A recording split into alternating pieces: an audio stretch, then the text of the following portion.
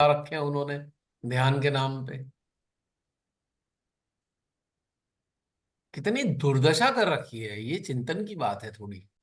तो करुणा, अब जो ये देखो आपके हृदय में क्या आ रहा है, करुणा ही फील हो रही है ना ऐसे लोगों के प्रति। हम्म।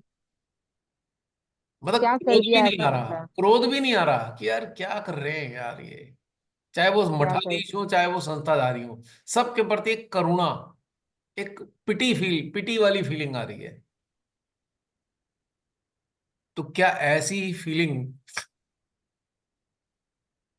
हम लोगों को देखकर माँ आदि शक्ति को नहीं आई होगी? ये मानव जाति जो मेरी बेस्ट क्रिएशन है किधर को चल दी? महादेव से कहा होगा उन्होंने, प्रभु मुझे तो जाना पड़ेगा, मेरे बच्चे तो बड़ी मुसीबत में फंसे हुए हैं। महादेव ने कहा होगा, अरे कहाँ, छोड़ो आप जा रहे हो, छोड़ो मैं सब निपटा दूंगा, दूसरी बना देते हैं, छोड़ो। वो तो यूं कह रहे हैं दूसरी बना दूंगा, झंझट में मत पड़ो तुम, इसे निपटाऊंगी तो बेकार हो गई। माँ ने कहा नहीं नहीं, माँ को तो बच्चों से प्रेम है ना, अपनी रचना से भी प्रेम है ना। महादेव ने कहा देखो एक बात सुन लो, तुम हर बार ऐसी करती हो, आखिरी मौका दे रहा हूं तुम्हें मैं, आखिरी बार प्रयास कर हम्म। कर लो, और नहीं सफल ना हो तो फिर मैं तो हुई ना निपटाने के लिए। वो ऐसे कह रहे हैं, प्रिय दूसरी रचना बना लेंगे, तुम इसमें अपना टाइम मत खराब करो, ये तो सड़ चुके हैं। ये सड़े हुए फलों को माली उठा के बाहर फेंक देता है, वो कोई इंतजार थोड़ी करता है कि ये सड़ा हुआ फल ठीक कर दूं। हाँ, माली पौधे को ठीक करने का प्रयास करता है, जो पौधा सूखने लगता है उसे थोड़ी कोशिश करेगा, लेकिन सड़े हुए फल को या सड़े हुए पौधे को नहीं ठीक करता। तो महादेव ने तो हम्म। कहा कहाँ टाइम खराब कर रही हो प्रिय, मैं दूसरी वाली रचना बना देंगे, क्या दिक्कत है हमें, इसे निपटाओ, खत्म करो इसे, चलो इनकी वर्षा करा दूं उल्का पिंडों की, यहाँ पे 2 मिनट में उल्का पिंडों की वर्षा कराऊंगा, सब निपट जाएंगे, यहाँ पे फिर दोबारा जीवन का जन्म हो जाएगा। महादेव तो ये कहने में लगे हुए हैं, माँ को अपनी इस रचना से प्रेम है, अरे प्रभु रुको, मुझे अंतिम प्रयास करने दो। इसीलिए शिमाताई ने बोला है, this is the last judgement, last judgement. और उन्होंने समझाया भी है, बेटा निर्विकल्प नहीं हुए तो मैं कोई गारंटी नहीं ले सकती। क्यों? महादेव तो खड़े हुए हैं तैयार एकदम, कि कब वापस आऊं और ये बताऊं कि कुछ नहीं हुआ और मैं इसे काम खत्म करूं। वो तो इस चक्कर में फिराक में लगे हुए हैं इसे निपटाने की। इधर माँ की अनुविनय को देखकर उन्होंने मौका तो दे दिया, पर मानव की धृष्टता पर महादेव बहुत नाराज है। और श्रीमाता ने कहा है ना, जब वो नाराज होते हैं तो भूकंप आते हैं। आया ना अभी जापान में। जापान। अब किसी बात से नाराज होंगे, दिखा दिया उन्होंने क्रोध। 7.1 मैग्नीट्यूड का है। अगर ये भारत में आ जाए, मुझे लगता है शायद 10% बिल्डिंग ही बच पाएंगी। जैसे कच्छ में आया था, कितने का था, 7, 7.5 मैग्नीट्यूड का होगा कच्छ में, भुज कच्छ में, सब कुछ नष्ट हो गया ये था। सात के आसपास था। हाँ, 7.3 रेचर स्केल। है ना, तब कितना बुरा हाल हुआ भुज कच्छ गुजरात में। लातूर में आया कि 85,000 लोग मारे गए। और यहाँ अगर 7.5 का आ गया, कुछ नहीं बचेगा यहाँ पे, भारत में तैयार ही नहीं बिल्डिंग इस लायक। नेपाल में अभी जब आया था हाँ 15 देखो में। कितनी बुरी हालत हुई। तो श्रीमाता ने साफ बिजली कहा, का। भूकंप श्री महादेव के क्रोध का परिणाम है, क्लियर बात है, एकदम क्लियर कट। अगर अब भी किसी को समझ में नहीं आ रहा, चलो ये मूर्ख टाइप के लोग जो हैं भौतिकवादी, इन्हें तो समझ में नहीं आता, लेकिन जो श्रीमाता से जुड़े हैं उनकी वाणी अगर सुनी है तो कम से कम ये तो समझ ही लो। वो कह रही है लास्ट जजमेंट है तो लास्ट जजमेंट है, उसमें कोई आल्टर तो हो नहीं सकता। उसमें अपनी बुद्धि लगा लगोगे कुछ सोचे, नहीं नहीं ऐसा ऐसा ऐसा, मूर्खों की बात है। माने अगर कह दिया तो खत्म हो गई बात, वो फिनिश। तो किस चीज में अपना समय बर्बाद करना है? Why, what for? और माँ बादलों के का टकराना भी माता क्या प्रियंका? विष्णु माया नाराज है, इसलिए बादलों बिजली के बारे में श्री माता जी का एक स्पीच में था। एग्जैक्टली, वो कड़कती भी है। क्लियर बहुत करते हैं। ये वो सारी नाराज है बाढ़ नाराज भूकंप है तूफान इसलिए। किस लिए आ रहे हैं? परमात्म शक्तियां नाराज है ना। और हम ये भी नहीं कह सकते माँ ये रहने दो, हम भोलेनाथ जी से भी कुछ नहीं कह सकते। हम कुछ नहीं कह सकते, हम उसमें अटकेंगे भी नहीं, हम उसमें जाएंगे भी नहीं, अड़ेंगे भी नहीं। पहले तो होता था, कुछ अब बिगाड़ नहीं होता सकते। ही नहीं है। ये भी सिस्टम ऐसा कैसे हुआ पता ही नहीं चला, कैसे सिस्टम ऐसा बन गया। मतलब होता ही नहीं ये चीज। आप बोल रहे हैं कि केदारनाथ के रास्ते बंद है, मतलब बंद ही रहे, बहुत अच्छा हुआ। श्रीखंड के रास्ते बंद है, बहुत बढ़िया हुआ। ऐसा वाला आने लगता है कुछ बातें बहुत मैंने सही। जसलीन से बोली थी, याद आ रही होंगी जसलीन को अभी, कुछ दिन पहले बोली थी। वही घटनाएं हाँ, घटित हो रही हैं जगह जगह। Right right. बाबा बर्फानी। मेरे को इन तथाकथित भक्तों पे बड़ी खुंदक चढ़ी हुई थी। मैं क्या भोलेनाथ जी सब खत्म करो ये सब नौटंकीबाजी। और उसके बाद देखो मुझे पता नहीं था कि वो सीरियस ले लेंगे मेरी बातों को। मुझे तो पता था। हो गया, अब नहीं होगा। ये सारे तो घटनाक्रम से पहले जसलीन के सामने मैंने बोला था ये। खुंदक चढ़ी हुई थी मैंने, जब देखो ये पागलों की भीड़ मिलती है हर जगह, टाइम ही खराब करे जाते हैं ये। हमारे पूरे भारत की इधर की साइड में दिल्ली से लेके गंगोत्री तक का बेड़ा गर्क कर दिया पूरे रास्तों का। इतना गंद हम्म, फैला के जाते हैं नालायक बेवकूफ लोग, इतना गंद फैला देते हैं, सारे में भीड़ ही भीड़ है। इससे खुंदक आती है मेरे को, ये नौटंकीबाजी। पॉलिटिकल लोग और उसमें घी में आग लगाते रहते हैं और इसे बढ़ाए जा रहे हैं अपने वोटों के चक्कर में। हर जगह जितने भी भोलेनाथ जी के स्थान है वहां ऐसा गंद मचाया है ना इन दुष्टों ने, एक मूर्ख समझ लोगों की गया। पूरी की पूरी टोलियां। तो खुंदक चढ़ी हुई थी। मैं क्या भोलेनाथ जी ये सब बुलाते रहते हो आप, इन लोगों को गंद फैलाते रहते हैं, सारी पर्यावरण खराब कर रखा है।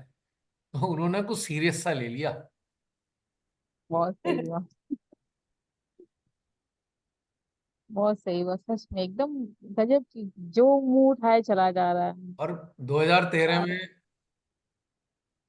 इशारा किया था। बहुत पहले मैं गया था 88 में केदारनाथ। बड़ा अच्छा लगा था, बहुत अच्छा लगा था। मंदिर के पास एक भी कंस्ट्रक्शन नहीं थी, हम्म। जो थी तो नीचे थी। मंदिर के परिसर के आसपास भी कुछ नहीं था। बाद में जब गया, हो बाप रे, चारों तरफ से मंदिर को घेर लिया इन पंडों ने, जगह जगह कंस्ट्रक्शन, उसमें किराए पे दे रखे हैं, मंदिर के पास ही घर बना लिए, उसमें लोग रह रहे हैं। मेरा दम घुट गया वहां देख के, मैंने कहा ये क्या हाल कर दिया इन्होंने कुछ ही सालों में केदारनाथ का। जो स्वयंभू स्थान है, उनका एक नियम होता है, कम से कम 7 किलोमीटर तक कोई रचना नहीं, वहां पे क्रिएशन नहीं होनी, 7 मील तक, 7 मील तक कोई कंस्ट्रक्शन नहीं होनी चाहिए उस स्थान के पावित्र्य को इंटैक्ट रखने के लिए। अब ऐसा गदर मचा रखा है, बड़ा दिल दुखी हुआ था मेरा बहुत दिन तक कि मैंने कहा क्या गंद मचाते हैं ये लोग, क्या धंधा बना रखा है हर जगह। और वहां पे ये थाली 1100 रुपए वाली, 2100 रुपए वाली। तब भी मैं उनसे भोलेनाथ जी से बात करके आया, मैंने कहा क्या फैला रखा है तुमने, 1 मिनट में खत्म करो ना इन झंझट को। मैं तो आ गया, कुछ दिन बाद पता लगा 2013 में 2013 बहुत भयंकर कांड हुआ। उसके बाद भी नहीं सुधरेगा ये, मैंने फिर से बना दिया, नहीं हिम्मत ये से तो देख लो सुधरने के हैं जाकर। ही नहीं।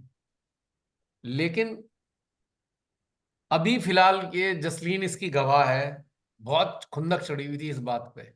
मैंने कहा क्या धर्म के नाम पे पूरा बेड़ा गर्क कर रखा है हर जगह। पॉल्यूशन, पर्यावरण, मानसिक प्रदूषण, झगड़ा फसाद सब धर्म के नाम पे चल रहा है। और भोलेनाथ जी से ही बातचीत कर रहा था मैं जसलीन के सामने, तो सीरियस ले गए भाई वो तो। देख के ही थोड़ा लगने लगा यार ये तो बहुत सीरियस ले गए मामला। अच्छा, ये भी कहता था मैं अक्सर, हे भगवान, पहाड़ों में 10-10 मंजिली 6-6 मंजिली इमारतें बना रखी हैं, कितना दम घोट रखा है, इन्हें तोड़ फोड़ करके रखा हुआ है, पहाड़ों को बुरी हालत कर रखी है। सारे कमर्शलाइज कर दिए, सारे मोटे पैसे वाले आ गए, यहाँ होटल बना दिए, पूरा वातावरण ही खराब कर दिया पहाड़ों का इन लोगों ने। इतनी भीड़ वहां पे। तो गड़बड़ पिछले साल भी हुई आपको पता है। दुख तो होता है। अब भोलेनाथ जी तबाही पे आ जाते हैं, देख के तो दुख लगता है, पर करे क्या, उनके पास तो कोई रास्ता ही नहीं बचता। तो श्रीमाता ने एक सिंपल सी बात समझा दी हमें कि बेटा, अगर मेरी बात नहीं सुन पाए तो फिर मैं कुछ नहीं कर सकती, फिर महादेव ही करेंगे जो करेंगे। और वो अनप्रिडिक्टेबल हैं, वो क्या करेंगे वो मैं भी नहीं जानती। तो ये देख के दुख भी हुआ जसलीन, लेकिन लगा भी यार ये तो बहुत सीरियस ले गए।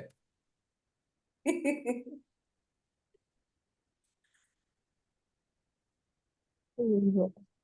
यहाँ पे इतना गंद मचा रखा था इन्होंने, कावड़ों ने, कितनी गाड़ियां तोड़ दी इन्होंने, कितनी गुंडई फैलाई इन्होंने, है ना। और ये जो मूर्ख टाइप के लोग जो हैं, ये सारे में वो अपने वो लगा देते हैं भंडारे।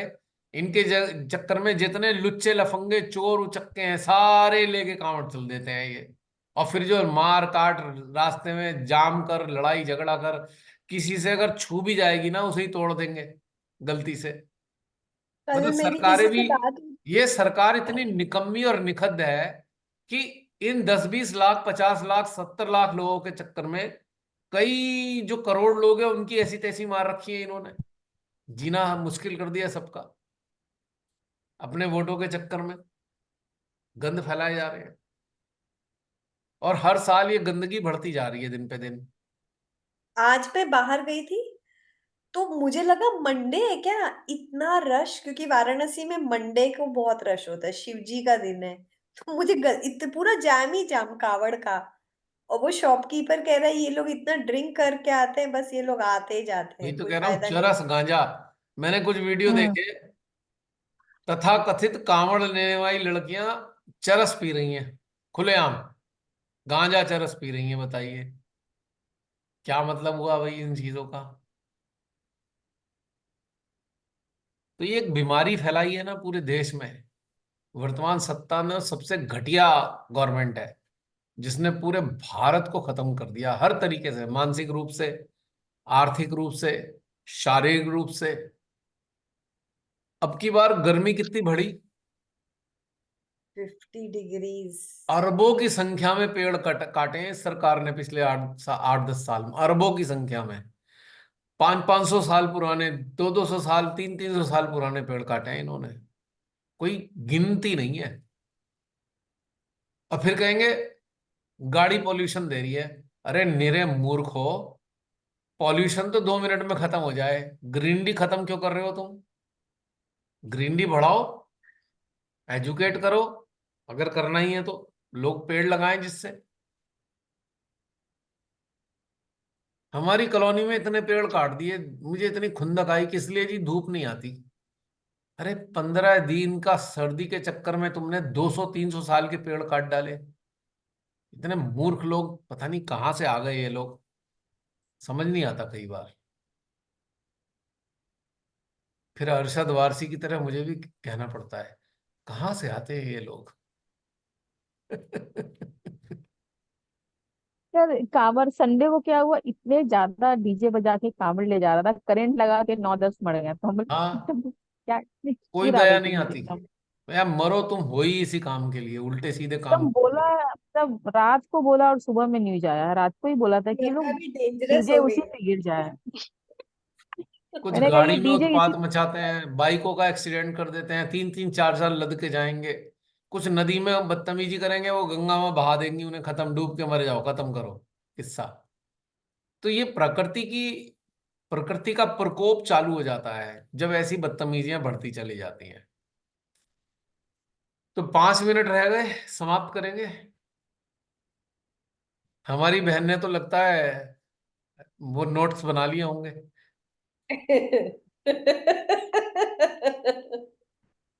Yes, we are very great. Manisha. बड़ी, आप एवरी बहुत ही टाइम। क्विक एंड एक्यूरेट आपका पूरा नोटिंग होती है। और एक भी पॉइंट छूटता नहीं है।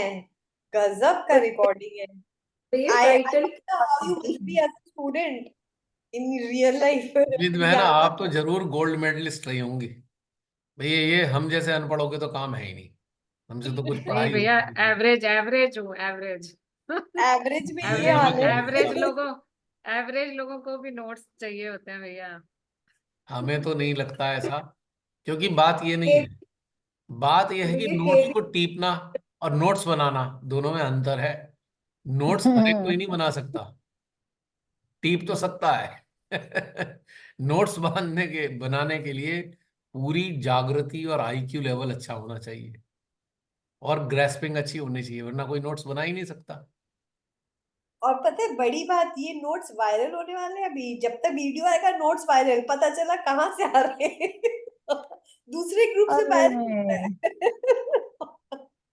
हो सकता है, ये हाँ। बहुत अच्छा है, मजा आ रहा है। बट मुझे अब बहुत प्रसन्नता हो रही है आप सबकी जो प्रोग्रेस है, सबकी। ऐसा नहीं है कि मैं कहूँ कोई एक दो चार, सबकी प्रोग्रेस बहुत अच्छी चल रही है, आनंद आ रहा है।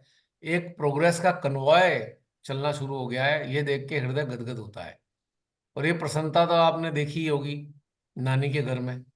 आने की करनी। तो अभी भी प्रसन्नता वैसे ही है, मूर्खों के प्रति नाराजगी तो है, पर जो अंदर जागृति के आनंद मार्ग है। पे चल रहे हैं उनके प्रति कोई ऐसी बात फीलिंग है ही नहीं। अब मुझे भी मजा आने लगा है। आप लोग ग्रैस्प करते हो, आप लोग कार्य करते हो, आप लोग स्प्रेड करते हो, तो बहुत मजा आता है मुझे वास्तव में। ऐसा लगता या है। हमें भी मजा आता है। हमें भी मजा आता है क्योंकि बहुत सारी चीजें छूटती जा रही हैं, जो पता नहीं, अब हमें लगता है कि अरे हम कैसे थे और हम एकदम मिलने से अब से चेंज होते जा रहे हैं हम। और नजर आ रहा है कि वी आर चेंजिंग, और नजर आता है कि भी ये छोड़ना है, ये सही नहीं है, तो उसको सोच समझ कर छोड़ने के रास्ते पे चल पड़े हैं, तो अच्छा लगता है कि भी हाँ, जो हमें कमी अपने अंदर लगती थी अब हमें एक रास्ता मिला है उसको कार्यान्वित करने का। और एक गाइडलाइंस, जैसे कलेक्टिव गाइडलाइंस हैं, सबकी मिली जुली गाइडलाइंस सामने आती हैं और जो यही तो हार्ट इसकी को ब्यूटी है, सूट करते हैं। यही तो इसकी हाँ। ब्यूटी है। कोई सिंगल गाइडलाइन नहीं है, आप सबके हृदय हाँ। से फूटने वाली गाइडलाइन एक दूसरे के काम आती है, और जो यूट्यूब पे मौजूद है हाँ। उनके भी काम आती है। बिल्कुल। अब ये एक्चुअल कलेक्टिव का यही कार्य होता है। कलेक्टिव क्या करती है, अवेयरनेस को एक्सपैंड करती है। एक्सपेंशन ऑफ अवेयरनेस, जो लोगों के अंदर लिमिटेशन है उनके बैरियर हटा हटा कर एक्सपैंड करती है। तभी तो मैं कहता हूं कि माँ आज कलेक्टिव के फॉर्म में है, इसीलिए वो फेमिनिन जेंडर है, जसलीन। हाँ, संगीता अभी is a feminine latest, gender. Yes, latest zoom वाले में यही वाला डिस्कशन हो रहा था। सामूहिकता क्या है? माँ। अभी अभी जो अभी लास्ट वाला जो गया है, आपने जो डाला था। अच्छा। हाँ, और मैं तो आपने यही, 5:30। मेरे हृदय से यही हमेशा एक भाव रहेगा आप सबके लिए। Grow more, every time, every moment, keep on contemplating, keep on analysing, keep on introspection. Non stop चलता ही रहना चाहिए, पूरे दिन सुबह शाम तक चलता ही रहना चाहिए लगातार। आपको देखेंगे आप बड़ी तेजी से रिफाइंड होते हुए आप ग्रो करते जा रहे हो। और दूसरी चीज, एक बहुत इंपॉर्टेंट चीज है, don't compare yourself with others, क्योंकि अदर्स कोई है ही नहीं। When we are collective there is no others at all, कोई दूसरा है ही नहीं। हम कलेक्टिव एक बॉडी हैं, तो दूसरा कौन है? कंपैरिजन तो तब आएगा ना जब कोई दूसरा होगा, या तो दूसरा कोई है ही नहीं। We all are a collective body. कोई हाथ के रूप में है, कोई पाँव के रूप में है, कोई हेड के फॉर्म में है, कोई बाकी बॉडी पार्ट्स के फॉर्म में है। तो दूसरा कोई है नहीं, तो there is no need of comparison at any cost, at any level. क्योंकि ये कंपैरिजन, जसलीन थोड़ी सी एक्सटेंशन देनी पड़ेगी, बहुत इंपॉर्टेंट चीज बता रहा हूं मैं। हाँ पाँच जी। 10 मिनट 15 मिनट जो भी हो जाए, ये बहुत इंपॉर्टेंट चीज है। क्योंकि ये बहुत मिसअंडरस्टूड करते हैं हम में से बहुत से लोग, और इस पे भी मिसअंडरस्टूड करते हैं, यूट्यूब पे भी मेरे को बाद में क्वेश्चन पूछते हैं। तो ये जो बहुत इंपॉर्टेंट चीज है, नॉन कंपेरेटिव एसेंशन।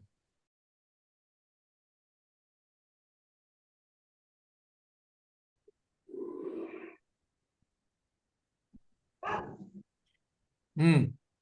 तो मैं कह रहा था कि कंपैरिजन के बिना एक उत्थान की यात्रा, it's a journey of ascension without any kind of comparison among us. Why? Because we are a body, like gross body. अब हाथ टांग से कंपैरिजन कर सकता है क्या? We all are hands and feet, brain, all kinds of body part. We all are. तो क्या लीवर किडनी से कंपैरिजन करेगा? किडनी पेनक्रियास से कंपैरिजन करेगी? आईज ईयर से कंपैरिजन करेंगी? हार्ट ब्रेन से कंपैरिजन करेगा? नहीं. So there is no need of any kind of comparison because we all are one. We are a body. सबकी अपनी अपनी प्रॉपर्टीज हैं, पिक्युलरिटीज हैं, ट्रेट्स हैं, क्वालिटीज हैं.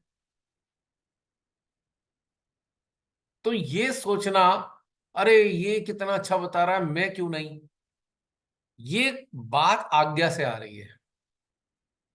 जब भी कभी किसी के अंदर ऐसा आए, just realise your awareness sitting into your heart. Immediately ये कंपैरिजन इवेपोरेट हो जाएगा because it is a myth. इस कंपैरिजन का मतलब है माइंड का इन्फ्लुएंस आ रहा है. कोई भी चीज, इन्फिनिटी, इनकॉम्पिटेंस, ये सारी चीजें जैसे ही आने लगे, अलर्ट हो जाना, माइंड का इन्फ्लुएंस आ रहा है, हटाओ इसे. Not needed, not needed, not needed. जो शिमाती ने शुरू में सिखाया था ना, विचार आए तो कह दो नो नो नो, ऐसा करके कुछ बोला था ना, नियत नियत नेति नियत. नेति हाँ, नेति नेति नेति नेति नेति नेति नेति नेति नेति नेति. और रशियन बोलेंगे नियत, नो. रशियन लैंग्वेज में नियत बोलते हैं, प्रोनाउंस करते हैं, नियत नियत नियत, नो नो नो नो. नियत से नेति आ गई. सब एक दूसरे में घुली मिली भाषाएं हैं.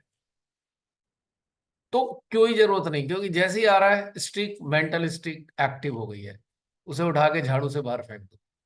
Not needed, not needed, not needed, not needed.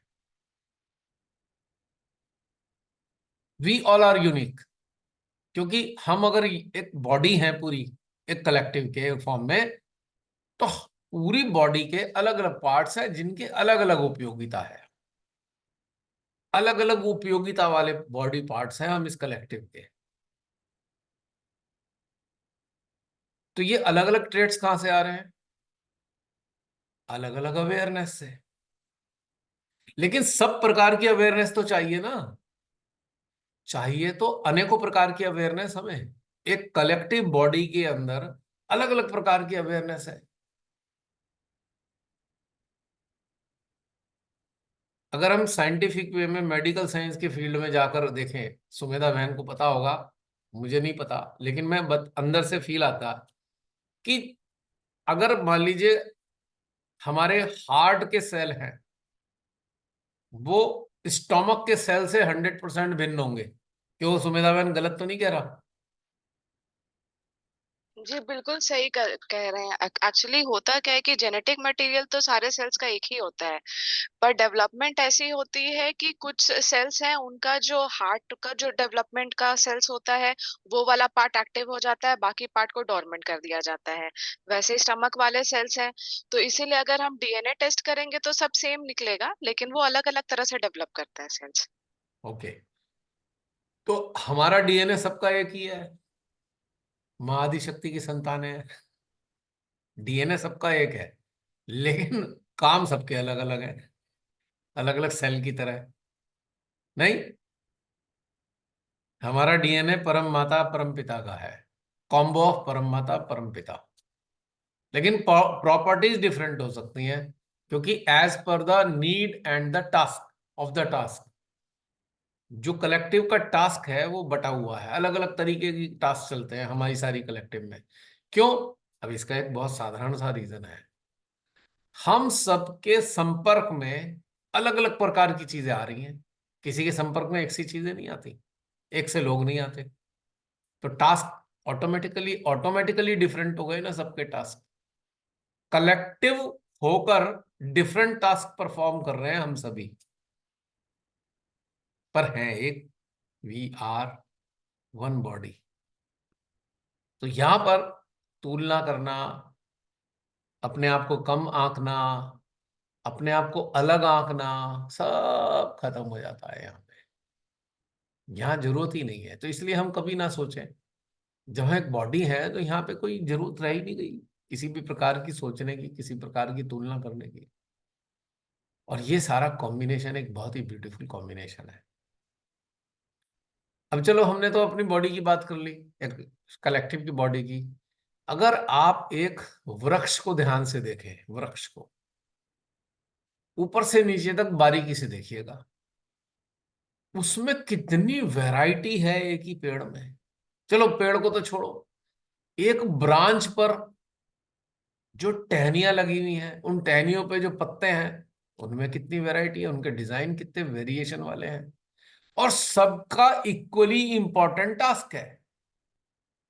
कोई कहेगा पेड़ का तना बहुत महत्वपूर्ण है, धरती से वो सारा भोजन लेता है। तो मैं कहूंगा नहीं, जो उसके ऊपर हरी भरी पत्तियां हैं, अगर ये ना होती तो तना भोजन किसके लिए लेता। तने को ताकतवर तो यही पत्तियां बना रही हैं, डिमांड पैदा करके।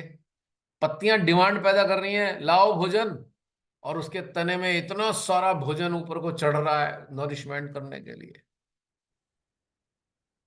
अब पत्तियों का क्या काम है? पत्तियां धूप को शोषित कर रही हैं, तने को हीट पैदा कर रही हैं, दे रही हैं, सप्लाई कर रही हैं।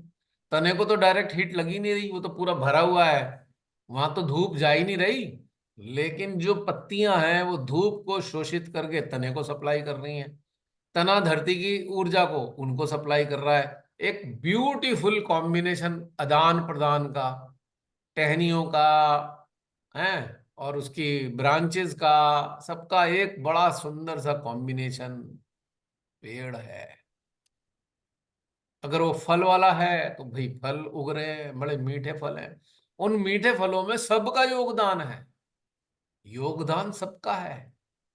उस पेड़ के ऊपर लगी हुई किसी एक चीज का विशेष योगदान नहीं है, कलेक्टिव कंट्रीब्यूशन है सबका उन फलों को मीठा बनाने में।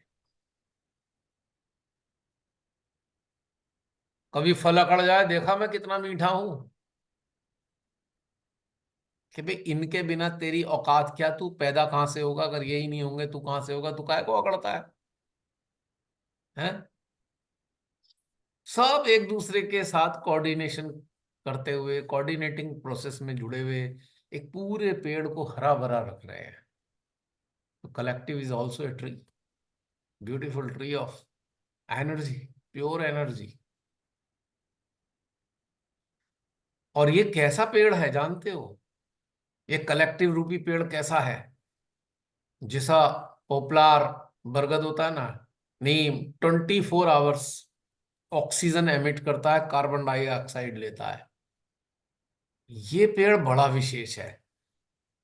ये ना तो कार्बन डाइऑक्साइड लेता है ना छोड़ता है, ये लेता भी प्योर एनर्जी है और रिलीज भी प्योर एनर्जी करता है। हाँ, इस बीच में इसके पास ये क्षमता है, कार्बन डाइऑक्साइड को न्यूट्रलाइज करने की क्षमता है। रिसीव नहीं करता पर न्यूट्रलाइज करता है। इस ट्री का एनर्जी फील्ड इतना ब्यूटीफुल है कि अपने संपर्क में आने वाले सारे कार्बन को ये बर्न करके खत्म कर देता है, न्यूट्रलाइज कर देता है, ये कलेक्टिव ट्री। इसका अगर आपको प्रमाण चाहिए, एक सीरियसली कोई भी आप में से एक एक्सपेरिमेंट करके देखना, झूठ मूठ के ही कर लेना, नहीं नहीं मैं तो इस पेड़ से अलग हो रहा हूं, वैसे ही देखना। फिर देखना, मन में धारण कर लेना मैं तो इस पेड़ से कोई मतलब नहीं मेरा, और देखना एनर्जी लेवल कहाँ जाएगा, एनर्जी लेवल ड्रेस्टिकली डिप हो जाएगा। एक ऐसा ही एक्सपेरिमेंट करके देखना। चलो एक यही एक्सपेरिमेंट कराते हैं सबको। एक हृदय में धारण कीजिए, नहीं नहीं भैया हम इस पेड़ का कोई हिस्सा विस्सा नहीं है, वी आर नॉट कलेक्टिव, हम कलेक्टिव होना नहीं चाहते। झूठ ही मान लो, हम कलेक्टिव नहीं होना चाहते। अपने धारण किए, जरा देखना एनर्जी लेवल। फोकस करना इस पे।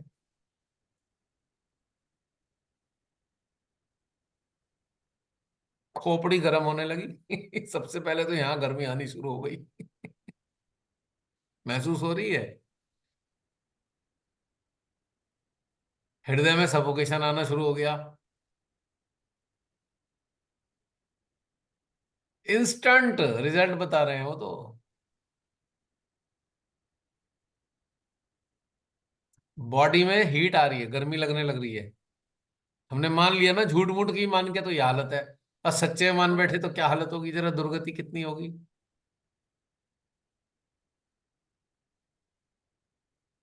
अगर थोड़ी देर ऐसी मानते रहे, पसीने आने शुरू हो जाएंगे ठंड में, एसी चल रहा है फिर भी पसीने आ जाएंगे थोड़ी देर में।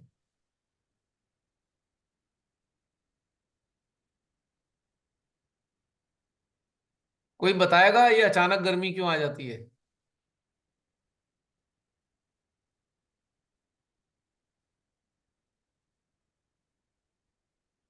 हम, एक तो ये झूठ है इसलिए गर्मी बढ़ने लगी। नहीं, वो तो असत्य हमने को हमने हमने झूठ बोला है ही है प्रयोग करने के लिए, लेकिन फिर भी आ गई गर्मी, इतनी आ गई। असत्य। नहीं नहीं, असत्य और झूठ तो एक ही ये कहानी है। जो आसपास का जो एनवायरनमेंट है, हम उसके अंदर चले जाते हैं और वहां पे एग्जैक्टली। तो गर्मी है, यस। और अंदर यहाँ पे पूरा ठंडा झरना बह रहा है। अभी हम केम्प्टी फॉल के अंदर बैठे हुए हैं, और बाहर निकल के जाएंगे तो बिल्कुल एकदम गर्मी में चले जाएंगे। ये परफेक्ट हम्म। आंसर है, क्योंकि हमारे चारों तरफ तो पूरी हीट ही हीट है ना। और जैसे ही हाँ। हम इस कुकून में से बाहर निकलते हैं, या हमें नहीं मतलब, हम तो हट रहे हैं भैया, हम कलेक्टिव का पार्ट नहीं, तुरंत चारों तरफ से वो दबोच लेती है हमें। और मतलब क्योंकि ये कितना क्विक है। विद अगर इन हमने सेकंड। फॉल्स अजम्पशन भी कर लिया तो हम कितना बुरी तरीके से ट्रैप हो सकते हैं अगर रियल में कुछ ऐसा उल्टा पुल्टा आदमी सोचे, और जो होते थे पहले। बट इट्स वेरी डिफिकल्ट, मतलब बड़ी डेडली सिचुएशन हो जाएगी। जो सीरियसली मान बैठेंगे तो उन्हें तो भारी फेंक दिया जाएगा। शिवाते ने कहा ना, सेंट्रीफ्यूगल और सेंट्रीपिटल पावर्स ऐसे हाँ। गायब कर देती हैं वो। और देखा भी है, ऐसा देखा भी है तो हाँ जैसे इजी कम है तो इजी गो भी हो जाता है।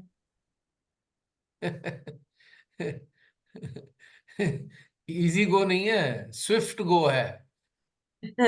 इजी कमिंग तो है, पर गो स्विफ्ट है। भाग, एक लात पड़ती है, जैसे वो नहीं है, क्या हाई कहते टाइम। हैं? अरे नहीं, हल्क नहीं है, हल्क बड़ा सा बॉडी वाला हल्क होता है। हाँ हाँ। एक मुक्का मारता है, जाके कई किलोमीटर दूर जाके गिरता है आदमी। तो ये जो डिवाइन हल्क है ना, वो ऐसे उठा के यूं फेंकता है तिनके की तरह, कई कई किलोमीटर तक पता नहीं चलता फिर।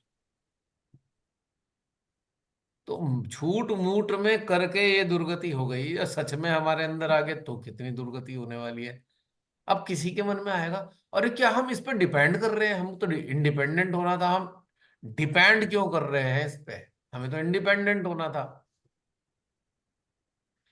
इनडिपेंडेंट इस शब्द के अंदर जाहिर है, इस कलेक्टिव के भीतर है, हम्म। तो ही इंडिपेंडेंट है समझने की बात है ये। ये जो कलेक्टिव है, ये कौन है? हम सबके शस्त्रारों से कौन रिलीज हो रहा है, और हम सबके हार्ट में रहता कौन है? हम्म, महाआदि। दोनों फॉर्म में। हाँ। हम्म। तो आदि शक्ति के शरीर में हम मौजूद हैं, तो हम तभी इंडिपेंडेंट हैं। इनडिपेंडेंट, इसका संधि विच्छेद तो कर लो इस अंग्रेजी के शब्द का, इन डिपेंडेंट, भीतर हैं इसलिए भीतर से इंडिपेंडेंट है। independent, बाहर हाँ। जाएंगे तो डिपेंडेंट हो जाएंगे बाहर नहीं है। क्योंकि ये बीमारी आज्ञा चक्र में आ सकती है किसी के। अरे क्या हम का इंडिपेंडेंट नहीं हो सकते कभी? हो जाओ, बाहर जाके देख लो, कोई दिक्कत नहीं है। क्योंकि इन है तभी डिपेंडेंट है, तभी हम कहेंगे इंडिपेंडेंट।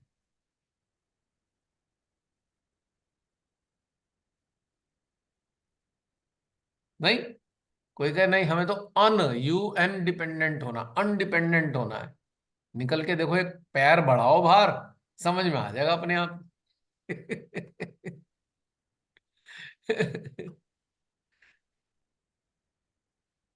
जैसे क्रूज पर है और भयानक तूफान आया हुआ है, कैप्टन ने अनाउंस कर दिया भैया कोई बाहर मत आना।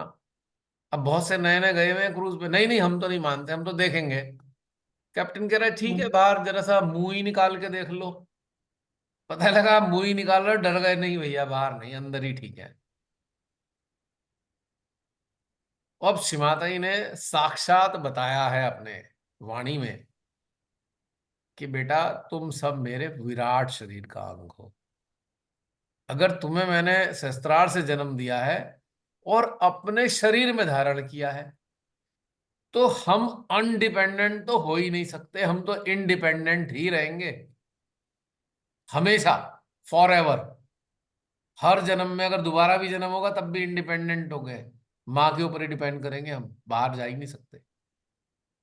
क्योंकि उनके विराट शरीर में उन्होंने हमें धारण किया, हम उनमें रहते हैं। से शरीर रहे या शरीर रहित अवस्था में रहे, रहना तो हमारा वही है। और पहले भी वही रहते थे। धरती बनने से पहले, धरती पे जन्म लेने से पहले भी हम पहले वहीं रहते थे, हम उनके अंदर ही थे।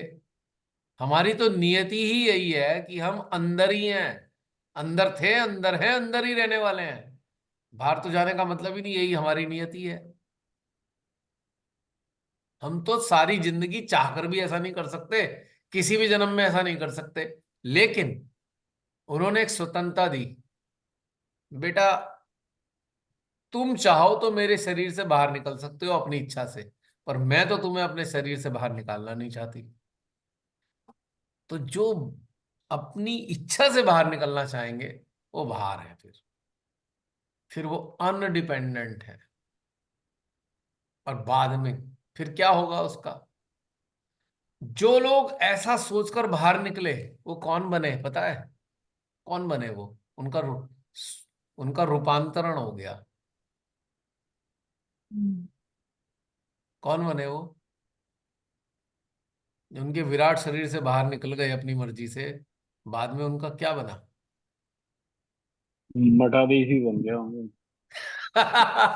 Dead cells. जीजा एंड फूफा। नहीं। वो तो बिल्कुल सही है, प्रत्यक्ष में तो मठाधीश बन गए, लेकिन जब वो देह छोड़ देंगे तो क्या बनेंगे?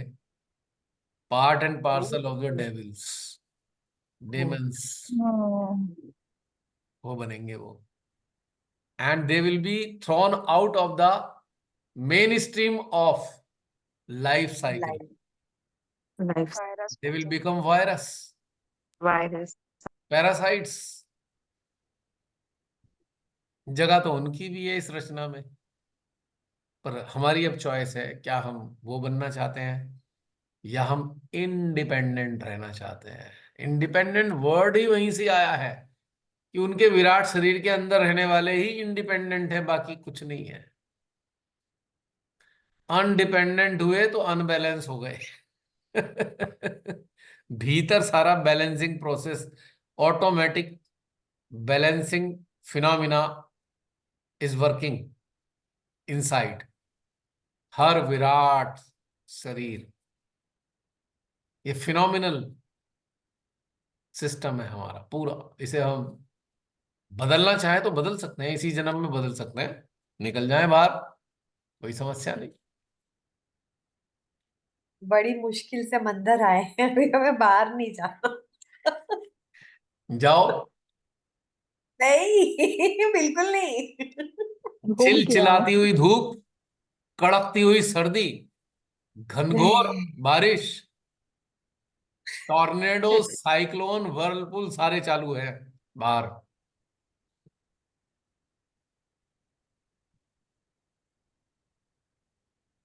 तो किसी विद्वान ने अंग्रेजी में, अंग्रेजी का कोई विद्वान होगा, उसने वर्ड इजाद किया होगा रियलाइज करते हुए इंडिपेंडेंट का मतलब क्या होता है। कितना बड़ा मीनिंग है इंडिपेंडेंट का। जो हमारे भीतर है, सोर्स ऑफ लाइफ, उसके ऊपर डिपेंड करने वाले लोग इंडिपेंडेंट है। क्यों? वो पावर इंडिपेंडेंट है, वो किसी से परमिशन नहीं लेती। रचना करती है तो परमिशन नहीं लेती, क्योंकि माँ आदि शक्ति को श्री महादेव ने स्वतंत्र ही रखा है। तुम्हारी मर्जी, जैसा चाहे करो। तुम मेरी पावर हो, मेरी अर्धांगिनी हो, क्या परमिशन दूं तुमको मैं? तो ये ब्यूटीफुल स्टेटस हमारा है, अगर हम समझे तो। और इसमें हमारे को कितना आनंद आ रहा है, अरे मजे आ रहे हैं अंदर तो। हमें बाहर जाने की जरूरत ही क्या है? अरे सारे मजे तो अंदर ही हैं, बाहर है क्या? रेगिस्तान, डेजर्ट, एक पानी की बूंद नहीं मिलने की बाहर। यहाँ पे पूरे चश्मे बह रहे हैं, चश्मे शाही, मीठा पानी, आबे जमजम, सब यही है। सागर की लहरें सब यही है। सब यही है। तो हमें इंडिपेंडेंट रहना है। वो मेंटल स्ट्रीक है। अरे हम क्या डिपेंड करते हैं किसी पे? It is A mental streak, it is not truth, it is a myth, it is leading towards ego, and it is derived from ego itself. So beautiful. मुझे तो बसंत का अनुभव हो रहा है, ऐसी फीलिंग आ रही है बसंत वाली। और नानी के घर से वापस आने पे तो बहुत स्ट्रांग फीलिंग आने लगी। या ये कहें, बसंत का पदार्पण वहीं से ही हुआ है। रियली, हुआ है ना प्रियंका? बिल्कुल। फूल एक खिलेंगे अलग ही गुलशन गुलशन, एक आता था ना पहले वो, हाँ, पुराने जमाने में गुलशन। टीवी पर। हाँ, सही बता, मैं छोटी रही होंगी। नाम सुना है। तैयारी हो ही रही है आप लोगों की। अभी नानी के घर होके आए थे, अब परनानी के घर जाना है। मजे ही मजे। हैं? पर है ना परनानी का घर? वो कितने महीने हैं अभी, लेकिन एप्लीकेशन बीते सारे लोगों की आ चुकी है ऑलरेडी। करा ली बुकिंग शुकिंग? भैया चल रहा है भैया। क्योंकि कराने में ही फायदा है। फ्लाइट की तो हो ही जाएगी, ट्रेन की 90 डेज पहले होगी।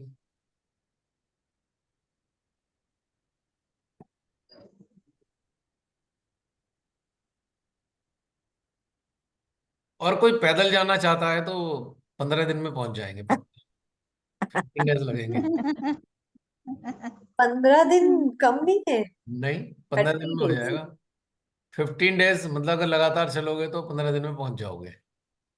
क्योंकि 1600 किलोमीटर है लोनावाला। 100 किलोमीटर तो ये कांवड़िए भी चल लेते थे, उनसे तो गए गुजरे नहीं है ना।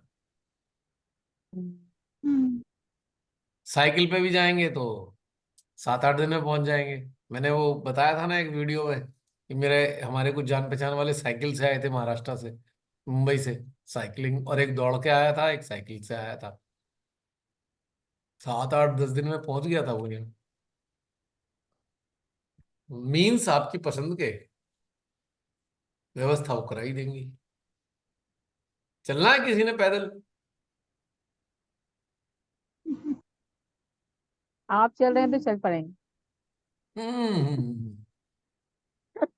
मेरा फिटनेस तो बोला हुआ है, हम्म। मैं नहीं जा रही। Not possible. Not possible.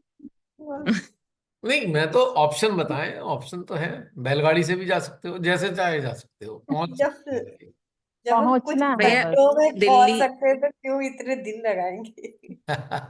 भैया दिल्ली टू लोनावला वो एक ट्रेन है, सिर्फ फ्राइडे फ्राइडे ही चलती है। अच्छा, एक ट्रेन है लोनावाला की डायरेक्ट? अच्छा जी। हाँ जी, सिर्फ फ्राइडे को, आज ही चेक किया, अच्छा, लेकिन वो सिर्फ फ्राइडे को है। और हम फ्राइडे को तो जा ही नहीं रहे ना। नहीं, हम लोगों को थर्सडे को पहुंचना है। नहीं, बहुत छकड़ा गाड़ी है, मैंने उसके रिव्यूज पढ़े थे। अच्छा। हाँ, मुझे तो पहली बात लगा ही कि लोनावला में स्टेशन भी है, वो तो पूरा पहाड़ी रीजन है। अच्छी हाँ, ट्रेन नहीं है, मैं उसका रिव्यूज एक पढ़ रही थी। बिस्टा वहां भी पानी मुंबई। पानी हो गया, भैया ने एक वीडियो डाला था वो उसमें। ऐसा है ना, हाँ, अगर फन ट्रिप का मजा लेना हो तो मुंबई से लोनावाला की ट्रेन पकड़ लो, आपको मजा आएगा कि। हाँ, विस्टाडोम। हाँ, थोड़ा जैसे वो विस्टाडोम कालका, करके एक है। कालका जाते हैं तो शिमला कालका वाली जो है, वो फन ट्रेन हो हम्म। सकती है, जहां वो तक मैं समझ। विस्टाडोम करके है भाई। ओ। वो अभी वो चालू हुई है, जस्टिन को बताई थी। हाँ दीदी सब मुझे गाइड करती जा रही है। मैं भी उन्हीं को, ये कौन सा, ये यहाँ से क्या, पूरा गूगल कर रही जा रही हूँ हर चीज। यहाँ से इतना किलोमीटर, ये वो। चलो, एक बात अच्छी है कि परनानी के घर में जाने को आतुर हैं आप सब लोग। That's good. ये खुशी की बात है ये। जब ये वीडियो पब्लिश होगा तो परनानी के घर जाके वापस आ चुके होंगे। सही फिर है, हम 8 खुश महीने में। होंगे, कितने हैं? एक्साइटेड का मैं।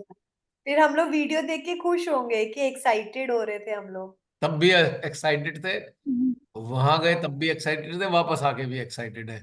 तीनों ही काल, तीनों ही स्टेटस आपको आनंद दे रहे होंगे।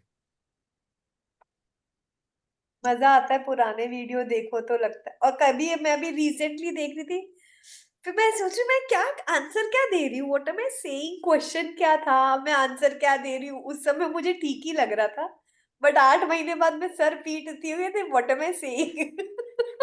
नहीं, सर नहीं पीटना चाहिए, बल्कि ये समझना चाहिए, खुश होना चाहिए कि अपग्रेड हो रहा है सिस्टम। हाँ, पर ऐसे देख के प्रोग्रेसिंग। कोई कोहिरेंस ही नहीं हो रहा, ये कौन सा आंसर दे रही थी जसलीन तुम, ऐसा पर वाला। आपको उस कालखंड का घटनाक्रम स्वीकार करना चाहिए ना, कि उस कालखंड में हम ऐसे थे। उसमें फाइट नहीं होनी चाहिए ना।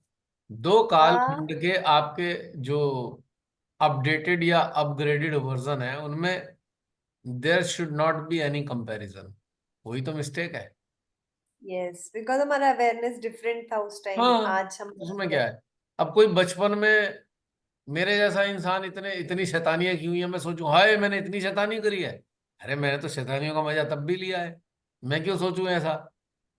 वो शैतानी करने में भी मजा आता था, उसका भी पूरा रस लिया है। अब मैं सोचूं अरे बेवकूफी करी मैंने।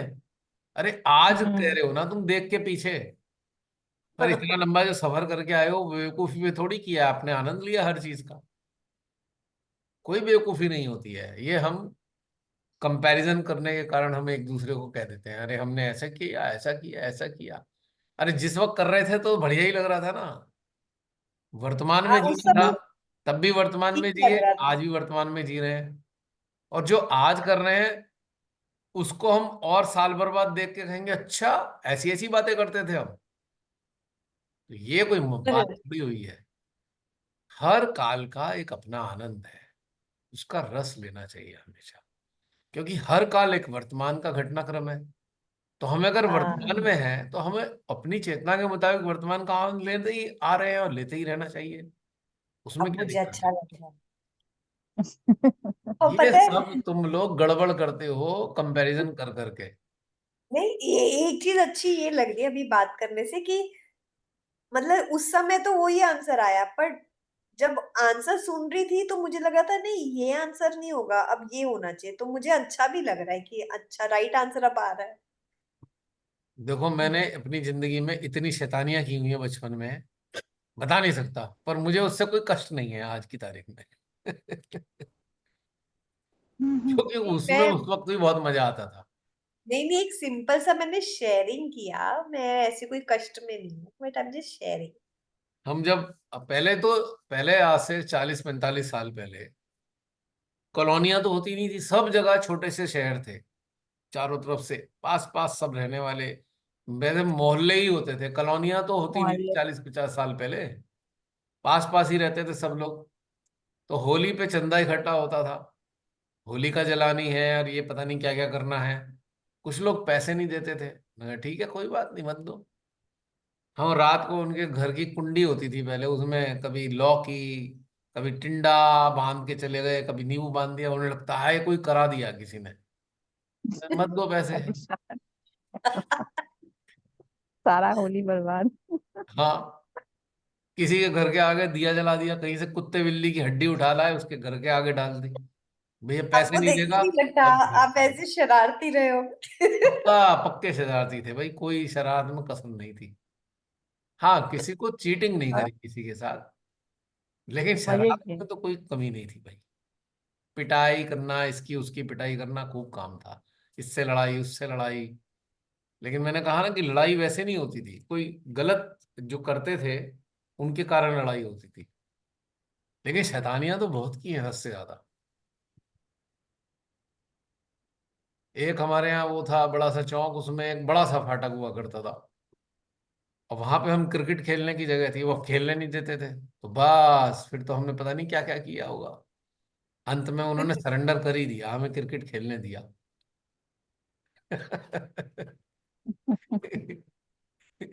एक सज्जन थे, हम उनके बिल्कुल चौक के सामने हम लोग रोज खेलते थे, शाम को चौक होता था, 20-25 लोग उस चौक में होते थे शाम को, कोई 5, 5:30 बजे।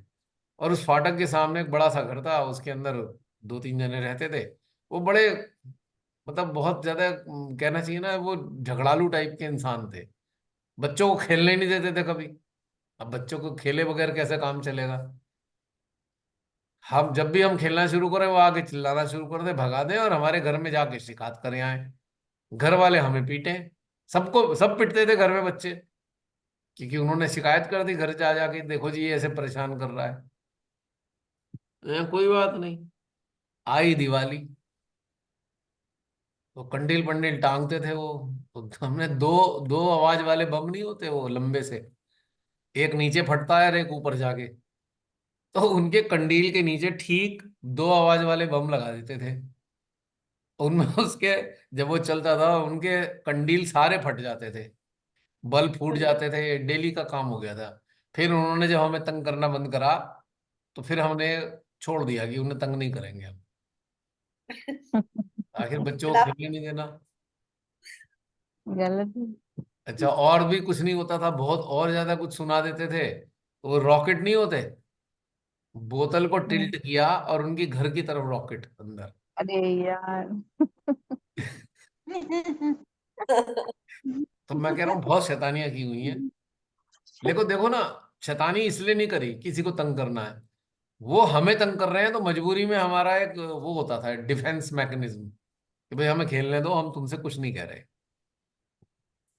अब किसी बच्चों को, आजकल बच्चे तो खेलने लायक ही नहीं बचे, वो हर समय मोबाइल में घुसे रहेंगे, लैपटॉप में, कुछ खेलते ही नहीं आजकल। बहुत कम बच्चे हैं जो आउटडोर गेम्स में इंटरेस्ट लेते हैं।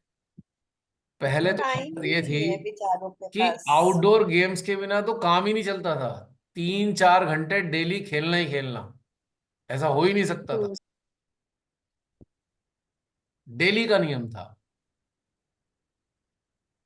और पहले क्या होता था, 12 बजे बच्चे घर आ जाते थे, अब बच्चे आते 3 बजे, बेचारों के पास कुछ बचता ही नहीं।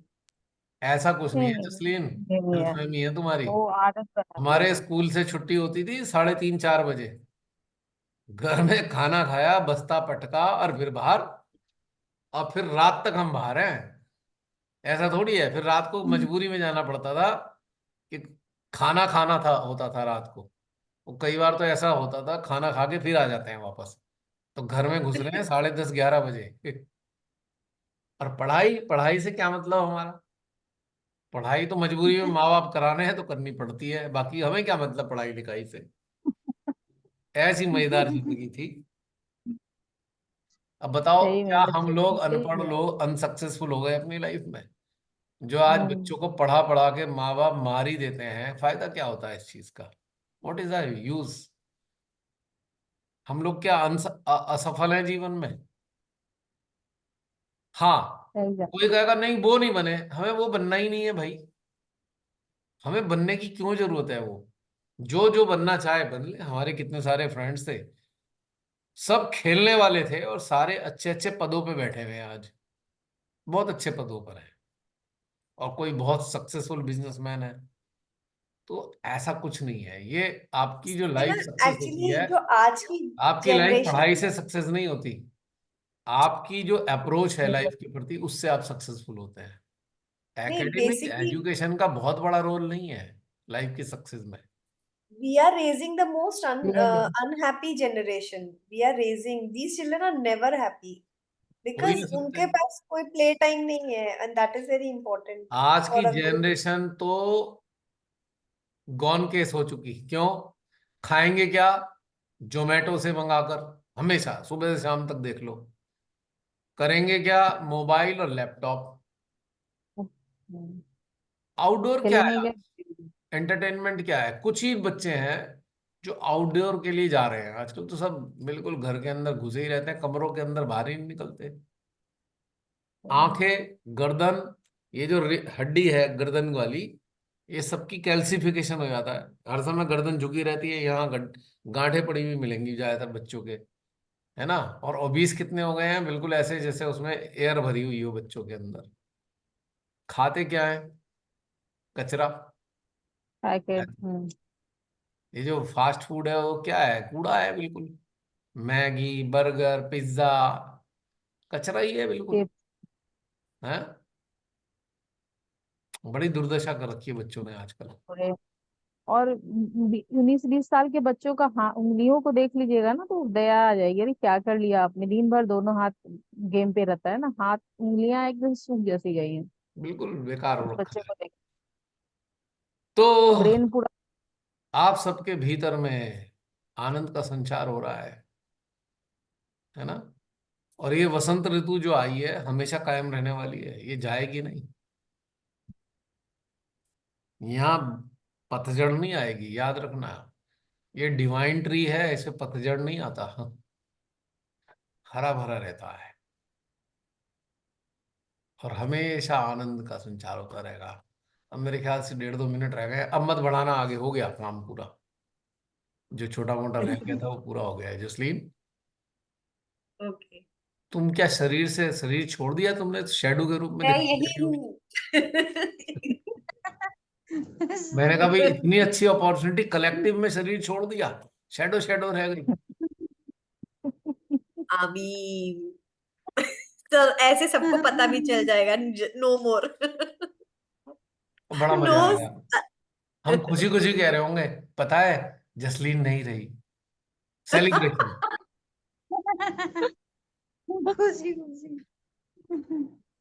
और सच्ची में सेलिब्रेशन होना ही चाहिए, पार्टी होनी चाहिए यस, कि चलो जान छूटी इस संसार से, क्या मिला वो इस तो संसार। चली गई। आपका वाला डायलॉग ऐसे रहेगा, वो तो चली गई, हम कब जाएंगे?